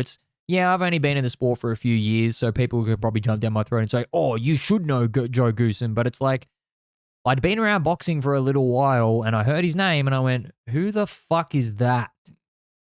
And then they showed me a picture and I was like, yeah, who the fuck is that? Like, at least when Anthony Joshua turned around last year and went, oh, I'm going with Derek James, I went, oh, Charlo, Spence. Like, you can put names to people, if you get what I mean, and then sort of judge them. Okay, he has these people, therefore he's actually a successful coach. Kind of shit. Who the fuck has Joe Goosen ever fucking coached other than Garcia? Yeah.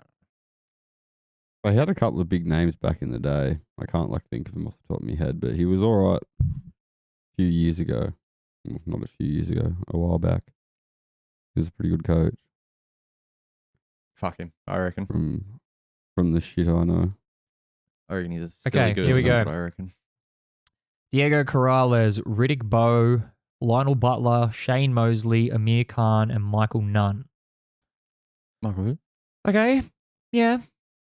It's a solid stable, but like I could think of several Like, he's trainers now that have better stables just off the stables that are actually existing. And that's, you take those names and that's a fucking career. Yeah, but he's not one of them cunts to have a stable. If you look at them, they're all like different fighters over different time periods. They're not like all at him at the one time. It's like he That's works also with like true. one. He works with like one person at a time and shit. So I know it was just weird that he chose to go to Goosen though. I thought in the first place. Well, maybe that's why. Like you just made that point of like he seems to actually like single people out and spend time with them, which is the reason that he left the Reynosos. Because he reckoned he wasn't getting enough attention. And now he's talking about going back there. You fucking weird cunt. Super strange. Yeah, he probably understands that he made a mistake. Yeah, massively. Because that's the thing. He was a young fighter, but he was vastly improving under their tutelage. He hasn't really improved since he's been with Goosen these last 2 or 3 fights. That left hand though, No, not at all. money. No, but exactly like you said, man. Like, I don't know what Goosen said to him after he came back after that second round, but if he had the Reynosos in his corner, they would have sat him down after that second round and been like, what the fuck are you doing? Yeah, calm the fuck down. Yeah, calm the fuck down. Pick your shots. Use your jab. Yeah. He can see the left hand coming. Start throwing your straight right. Yeah. Don't throw another left hook for the rest of the fucking match Yeah. until he can't see it coming again. Yeah, there could have been definitely better cornering done, I feel. Like with like such a young popular fighter, like yeah, he's gonna want to put on a fucking big show all the time. So when Tank wasn't allowing him to do that, he got flustered and started doing dumb shit. Yeah. And you're like, all he needed to do was just calm the fuck down. The real like you, the point that you made from of just him sort of like running out, standing in front of Davis, like weirdly, like you look at the inverse of like what he was doing as opposed to what Canelo was doing yesterday. Like Canelo cuts off a ring beautifully. He just makes it look effortless. The way that he just sort of like corrals you into a corner slowly with his like hypnotic movement, just going like side to side, just leaving you like just not enough room to sort of make it out and pushing you into where he wants to be, as opposed to Garcia just coming fucking straight line for Davis. Yeah, and going in a straight line at someone who punches like Davis too is always a fucking bad move. Yeah. Oh, terrible idea. Yeah. But Always a bad move. hypothetical, if for some reason that's all rumor, obviously he's left Goosen, that's not a rumor. But if him going back to the Reynosos is all rumor, is there anywhere that you guys would like to see him go, trader wise? Trevor Whitman. I would really like to see how Trevor Whitman goes as a boxing coach. He's a genius. He is a fucking genius, man. I don't really know boxing coaches and shit, so I'm just gonna say Whitman. Well, interestingly enough, Get him training in MMA. Calvin Ford wants to train him. He's the guy that trains Tank. He said I'll butcher the quote because I won't get it exactly right, but in no less terms, he sort of said, that kid has heart. I can teach him everything else. Which is a fucking fair point, man. And like, that's one thing that like can't be taken away from him after like that performance. Like, he's got heart. He could have showed more heart. Getting up when he got dropped. But like I made this point to Fumi the other day. He's a young fighter. What's the point? What's the fucking point? Yeah. If you know you're hurt, you're going to get up, you're going to get flatlined by one of the biggest punches in boxing. Yeah, it's not going to be good. Maybe take a couple of fights off the end of your career. Yeah, everyone's going to look at him now and go, oh, you should have got up and you should have done this and should have done that. But for the extra 3 or 4 fights that he's going to get that might cement his legacy, it'll matter in the end. Yeah, it's a good point. I just don't like the whole getting up at 11. You don't like what? Getting up at 11. Nah. Like, as soon as the ref went 10 and waved off, he just stood up and walked back to the corner like, oh, fuck yeah, I'm done. Yeah, and then he could move. Yeah, it seemed strange. Like, he could have just stayed down on the ground. Yeah, rolled around, pretended he was sore. Yeah, like, I don't know, another fucking 2 or 3 seconds of kneeling over before you got up would have probably done you a world of good instead of everyone now, like, being like, oh, you fucking quit. Yeah. Because, like, I feel like the narrative of he quit comes from how fast he got up once the count finished. Yeah. Yeah, I agree with that. Yeah. Like, literally, as soon as the ref was like, nah, he was like, oh, fuck it. Just like moseyed just got over up to his and walked straight corner. back to the Yeah, corner. like, what the fuck? Like, you were just fucking curled over on the ground a minute ago. Yeah, I felt like I said it from the get go. Like, his stocks didn't drop that fight. No, God. I just feel like he was like under the wrong tutelage. Mhm. I reckon anyway. So, yeah, like the Reynosos are a good choice kind of thing because, yeah, they're just good trainers at the end of the day. But if they're not going to give him the time that he's asking for, yeah, I don't know. Yeah, maybe go train with Tank. Put a little fucking beef behind you. You got a fucking good training partner. You got a good coach. Well, that's the thing, man. Like, Garcia's not going to be at 135 forever. No. He's going to get bigger. He'll probably end up at like 147. I reckon soon too. You can tell he's like filling out more. Well, like it is soon. He said that he's going to 140 after this fight. So his next fight will be at 140 and then he'll be campaigning at 140 since like from then on. Yeah. So him and Tank aren't even in the same division anymore. Yeah. He could go and train with Calvin They can Ford. just be homies, training partners, lovers. And dude, like that, like can you imagine how good Ryan Garcia would be if he fucking sparred with Tank all the time? Yeah, he'd be fucking. Because that's the only thing that Tank doesn't have. The body of Ryan Garcia. You'd Can you imagine if you could put that brain in that body? You'd have no choice but to learn defense. Exactly. Like, no choice at all. Exactly. Coming No back at you choice. all the time. But yeah, can you imagine somebody with the attacking power and just like weapons at his disposal, speed, somebody like that Garcia has, with the fucking defensive mind of somebody that's, you know, worked with Mayweather. Yeah, to be impressive. And that's also the thing too. If he went to Calvin Ford, Mayweather would specifically work with him to piss Oscar off because they hate each other. Fuck Oscar. Oh, fuck yeah, they do. Legit, everybody said that last weekend was fucking Oscar versus Mayweather too. Because they were just fucking on their own fighters. And everyone's like, oh, well, Mayweather won again.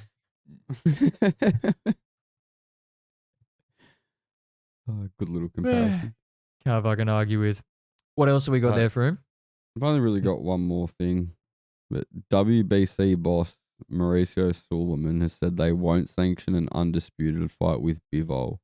He says they've taken a hard stance on Russian athletes because of the war in Ukraine.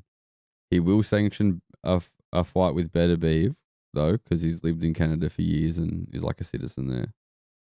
But Bivol is still a Russian national. He says as long as there is no boxing in the Ukraine, we will not sanction fights in Russia, fights with Russia.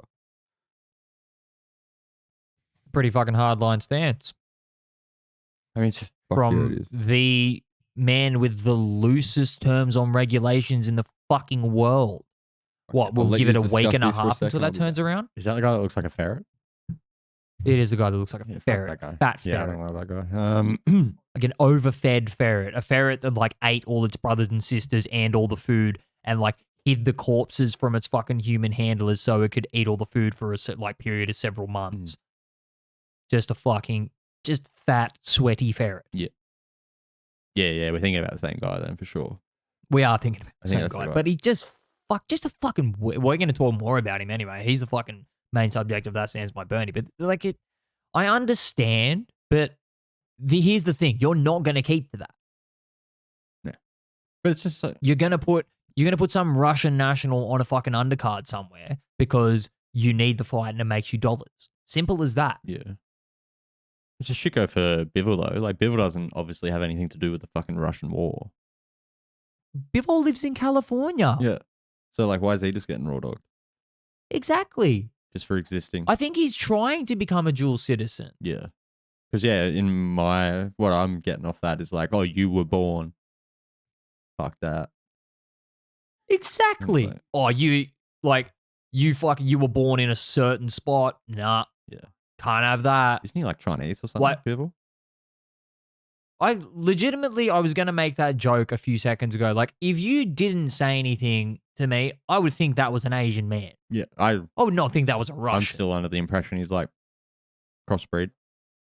Oh, it could be a bit of both. Fucking bit of a crossbreed, that fella. Telling you.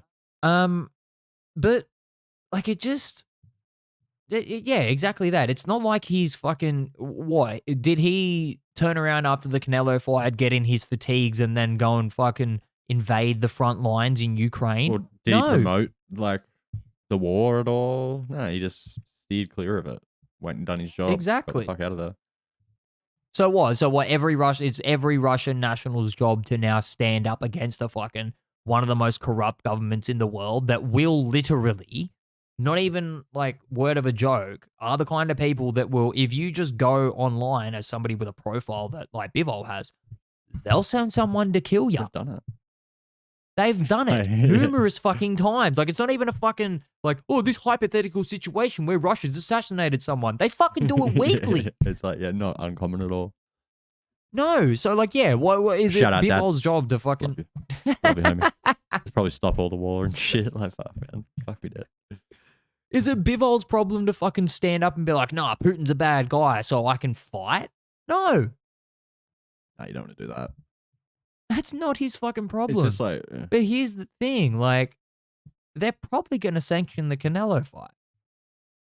So this is what we were leading into before. Like, we don't know if it's going to happen because, like, Canelo wants it, but if the WBC is coming out and making this fucking hardline stance of, oh, we won't sanction anything with them, it's not going to happen the way Canelo wants it. Yeah, right. It could still happen at 175 because that has nothing to do with the WBC. But Bivol doesn't want that. So I feel like they're just going to be at a stalemate there, which has been caused by a fat, sweaty ferret on the outers. Because if it happens at 168, the WBC title doesn't get thrown on the line. And then like that's And that's what Bivol wants to go down to 168 for, is to take Canelo's undisputed title. And if yeah, the he doesn't want to go WBC down there. Exactly, he doesn't want to go down there to be the unified champion. Yeah, like if the WBC title isn't on the line, what Bivol's after isn't on offer anyway. Exactly. It just makes zero fucking sense. Yeah, it doesn't make Like- much sense. Especially like if he was doing, like Bivol was doing red hot shit, you'd understand. Like if he was like promoting Russia after his fights or just doing anything like, you know, along them lines, you'd be like, yeah, fuck him. But he's not. He's a Chinese man that was born in Russia. Yeah. He's done nothing. No, except be Chinese. It's fucked. Well, they haven't got the greatest track record at the moment either. But No, they don't. the point remains of like, what right do you have?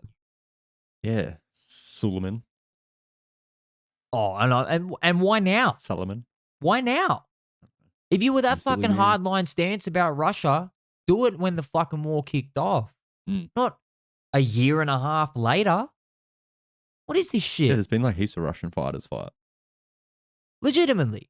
It's fucking it's like a woman that holds on to something until she fucking deems it necessary to start a fucking argument. Like you're a fucking child, Mauricio. You really are. You are just playing with people's fucking lives. It's a man's career. I'd love to see Bivol just get his hands on him, eh? That'd be fucking great, wouldn't Piece it? that boy up. Show you some fucking real Russian warfare. Yeah, fucking nukes are coming in.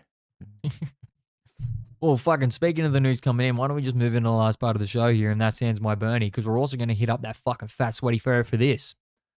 Oh, fucking get him, boys. Fucking get him. Did you see the co-main on the weekend, Griff? What? Did you see the co-main on the weekend in the Canelo fight? The co-main The co-main on the card. with Batista in it. Yes. Yeah, I've seen a bit of it. Did you see the part where Batista slipped against the ropes? That was blatantly a knockdown? I don't think so. Okay. So there's a sequence where I think Martinez hit him. And he goes down. Ref calls it a slip. Probably about 30 seconds from the end of round or something like that. You know, everyone's a little bit like, but whatever, you know, just bad call from the ref. Everything moves on, as it usually does in every other boxing event that's ever happened in the fucking period of time that boxing has existed. Yeah. Fourth round's about to start. Ref gets in the middle of the ring and says, oh, no, I've been spoken to, like points at Mauricio Sulaiman and says, no, that's been changed. It's now scored as a knockdown. Oh, is that when he was walking around the ring? Yes. Oh, I was wondering what the fuck was happening. I didn't see that's when I like tuned in. I didn't see the last bit of the last round. And I like So Mauricio Sulaiman changed a ref's official call which you can't do. after a round had finished. Like you can't do that. It's the same as save a UFC fight. Herb Dean fucking calls it off because of an illegal low blow.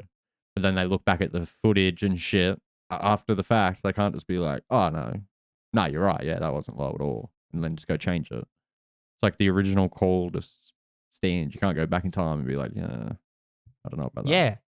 That's not how it works. No. It's not how Mauricio works. Well, see, here's the thing. not. Here's the real sticky fucking part of it.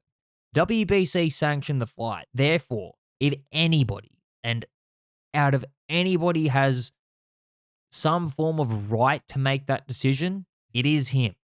But he has zero right to make that decision in the world of boxing. Because that's just it. It's the ref's call. He sees it as it is. He's the man in there controlling the action, not you. You want to put on a fucking white shirt? Go and do it. Yeah, it seems fucking weird. It to gets- me. Like, why do we need fucking ludicrous, why do we man. need a ref in there if Mauricio's ringside? Exactly. Why do we need a ref if somebody can just sit there at ringside and go, no, that was a knockdown. No, that was a slip. Because one of the commentators made a point straight after it of like, oh, is he going to turn around and do that in the Canelo fight if Canelo gets knocked down? Yeah, fuck. Like, it sets a very, very fucking dangerous precedent. Yeah, it's Because it's one of those things. It's either that now happens very fucking loosely every now and then and gets absolutely criticized, or you turn around to every fucking commission now and go, you have the right to do that. yeah, which just fucking makes it. Well, does he walk over to the? Does he walk over to the judges at the end of the round and go, no, you better make that one 10-9 to whoever? I believe so. He said Like, it to you know the what I judges mean? and he said it to the ref. Yeah, but like, does he walk over to them in like tight fights? When Yeah, the see, cameras here's the don't- thing. When the cameras don't get put on him, is he over at the judge going, score that one 10-9 to whoever? This is the other thing that I'm questioning. Like, this is only the first time that a ref's announced it in the middle of a fucking fight. Yeah. Like, maybe he's done this before. fucking good chance. Maybe this is something that needs to be seriously We've investigated. seen some Well, dodgy you gotta have outcomes and some- shit. You got to have some form of confidence to just get up and walk over and go, oi, nah, fucking, that's got to be changed. Well, like I said, Like- he is the head of the commission who's sanctioning the fight. So if anybody has some form of jurisdiction to say it, it's him. But, like, morally, he shouldn't. And he should know that. Yeah, and fucking change outcomes of fights and shit just to favor you. Like he can just see it whatever way his fighter got dropped. No, that was a slip. Mark it as a slip. The only thing that saved his ass is the fact that fight ended by TKO. Martinez took it out of the world's hands. Yeah. If that fight ended by decision, fucking huge controversy. I still feel like it should get looked into. You can't just go changing shit from the outside. There's 3 people in the ring. Them 3 people dictate what happens. The 2 people It would fighting make and the ref. sense. Okay. NRL, it makes sense because there's an actual, like, you know, a video ref with jurisdiction to make those calls, if you get what I mean. Yeah. Like, there's actually a person in place for if the ref fucks a decision up, for them to go, no, that's wrong. It's actually this. That's But like, yeah, that whole job. That's not a thing in boxing. If you want that, put another ref outside of the ring. Yeah, video ref. Well, legit, like just like a ring, have an in-ring ref and a ringside ref. And if the ringside ref disagrees with the fucking in-ring ref's call, they can fucking conference about it. Then we go to the video ref. Have 3 refs. Why not? Inside, No, legitimately, outside. why not? Like, Give us a video ref between rounds. yeah, Got a why minute. not? Why fucking not, man? But like, Special guest referee. need to do this- Mankind. we need to do something other than having Mauricio Sulaiman just get up in the middle of fights and say, nah, that was this. Yeah, that's not on. That's fucking horseshit. There's no way that, that should happen. Especially him, because like, he's obviously got a favored fighter. His fighter. So exactly. it's like, oh no, you change it for my like favor. Like, fuck off. Whoever's Regardless, bringing in the most money and sanctioning fees off of him is who the fuck he wants to win. Yeah. and this is completely regardless of the fact that he was right. Yeah. It was a knockdown. It shouldn't have been scored as a slip, but that's not your fucking call to make. No. It's not the first fucking, knockdown to have been called a slip and we move on. But what do you like? Fighting in essence is chaos. It's 2 men or 2 women throwing their fucking appendages at each other to try and turn the other one unconscious.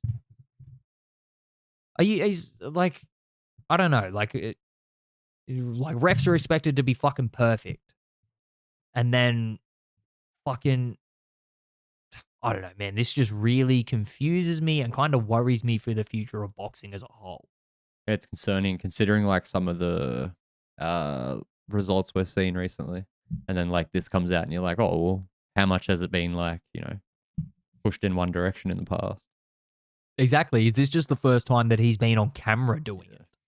And that someone's noticed? Has he done this at 100 other events and people have been robbed? Fucking good chance. Like if he's come out and done it on such a big card, there's a good chance that he's come out and done it before. Because there was a knockdown in the Canelo fight that was ruled a trip. I don't know if you just remember. It was like, I think it might have been like the 8th or 9th round. Canelo caught him and like Ryder stepped back and tripped over. I think it was Canelo's left leg. Yes. Yeah. Like, he could have quite easily just got up and went, no, that was a knockdown. Yeah. Like, Well, yeah, because in that I instance as well. I saw that and I was like, I kind of think that's a knockdown. He hit him. Like, yeah, he tripped, but he definitely connected with him well before he tripped over his leg. He was going. And he was that going way. down. He was definitely stepping that way. And Oh, going. yeah. Didn't look like he was going to stay up for long. Oh, no, like he was But, hitting like- the canvas regardless. He just did it a lot faster because Canelo's leg was in the way. But yeah, I don't know. Like, I'm surprised he didn't get up and do it then too. Yeah, it's exactly that. That's the fucking. As soon as he did it, Always. the commentator said, like, what? Is he going to get up next and do this in the Canelo fight? Like, when it really fucking matters? Yeah. Yeah, or was Canelo that far? He felt Canelo was that far in front. He didn't need to. Yeah. Like, you know what fucking I hell. mean? Like, if Canelo Well- was losing that fight, does he get up and go, no, that was a knockdown? I did, like, and maybe we should also touch on that as well. 120, 107? Really? We've done it. Ryder didn't get 1 round? Yeah, you definitely got a round or 2. He definitely got a round or 2. There's rounds that Canelo takes off. It's as simple as that. Yeah. 118, 110. Fine. I can agree with that. 120, 107? No. Ryder was in the fight. You wouldn't think there was anyone else in there with him, eh? No, fuck Just no. Canelo, fuck shadowboxing. You gave him every round and the one he got and the one he scored the knockdown in. Yeah. Every single one. Just every point possible was giving him an extra point just for fucking having red hair. That walkout was fucking dope. Extra point. That walkout was That was fucking pretty dope. fire, yeah. It was pretty much like one of the most hype I've ever been. And then simultaneously one of the most de-hyped I've ever been by watching that fight. That walkout was fucking good, eh? That walkout was premature ejaculation on a big screen. That's all it was. Just Yeah. and then fucking nothing. And just fucking dried up. Let down.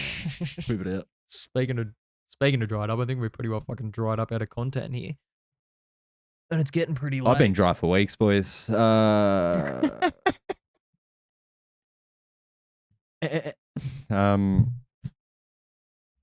Well, Socials, those things. yeah. Where people can find fucking- us, all that jazz. If you pull out this thing, fucking phone, you fucking go on whatever socials you're on, and you can fucking type in Eggplant Tornado Podcast, or if you're on YouTube, type in the Veggie Bake because they're separate now. Get behind it, do what you got to do, fucking just do it. What's that guy's name? He's like, do it. Shia LaBeouf, just do Yeah. it. Do it. Go watch his videos, and then just fucking do it. Help us help you. Alrighty. We'll see you next week. Ciao.